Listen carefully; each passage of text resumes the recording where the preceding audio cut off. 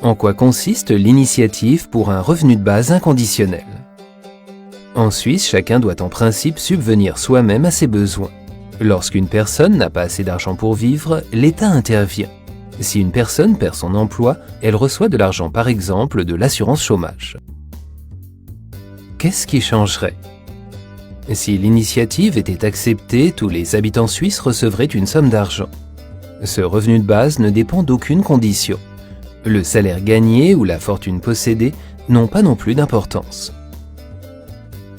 La somme de ce revenu de base n'est pas définie par l'initiative.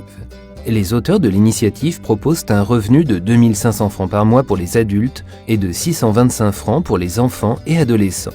Si l'initiative est acceptée, le moyen de financement de ce revenu de base devra être déterminé par le Parlement et, le cas échéant, par le peuple. Une partie de l'argent employé jusqu'à présent pour le soutien public, comme l'assurance chômage, pourrait par exemple être utilisée. Les entreprises pourraient également prendre en charge une partie des coûts puisqu'elles devraient verser des salaires plus bas à leurs employés. Toutefois, la question de savoir si l'ensemble du revenu de base peut être financé reste controversée. Quels sont les arguments des partisans? Le revenu de base permet à chacun de choisir le travail et le mode de vie qui lui conviennent. Le revenu de base est finançable puisqu'il correspond à une partie du salaire actuel et non à un revenu supplémentaire. Le revenu de base semble irréel.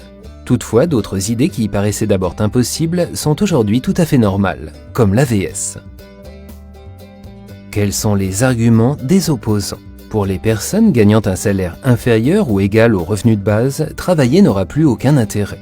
Il en résulterait une perte de main-d'œuvre sur le marché du travail.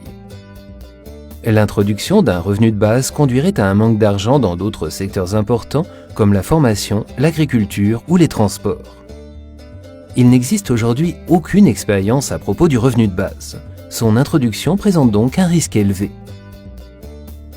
Si tu souhaites que l'initiative pour un revenu de base inconditionnel soit acceptée, vote oui. Si tu souhaites que l'initiative soit refusée, vote non.